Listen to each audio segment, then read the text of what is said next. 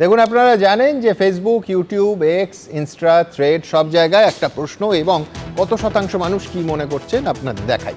ছোট আঙারিয়া মডেলে হামলা হয়েছিল, বদলও হবে, বদলাও হবে। চন্দ্রকোনা রোড কাণ্ডে হুঁশিয়ারি দিয়েছিলেন শুভেন্দু অধিকারী। পশ্চিমবঙ্গের রাজনীতি কি আরও পরবর্তী সময়ে হিংসাত্মক হতে চলেছে?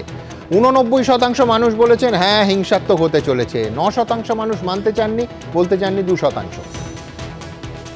এসআইআর নিয়ে ভয়ে কাঁপছেন মমতা বন্দ্যোপাধ্যায়, আর উনি মুখ্যমন্ত্রী থাকছেন না। সুকান্ত মজুমদারের এই দাবির সঙ্গে আপনি কি সহমত? কি ইন্টারেস্টিং ফিগার, 51% মানুষ বলেছেন সহমত, 49% মানুষ, খুব কাছাকাছি ফিগারটা, বলেছেন সহমত নন।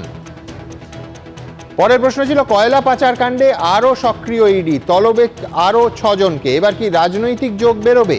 রাজনৈতিক যোগ বেরোবে এমনটা মনে করছেন 80% মানুষ, বেরোবে না মনে করছেন 17% মানুষ, বলতে চাননি 3%।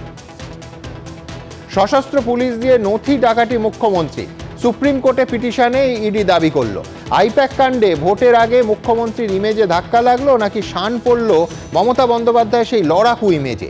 মুখ্যমন্ত্রীর ইমেজে ধাক্কা মনে করছেন 55% লোক, লড়াকু ইমেজে শান পড়ল এমনটা মনে করছে 42% লোক, বলতে চাননি 3%।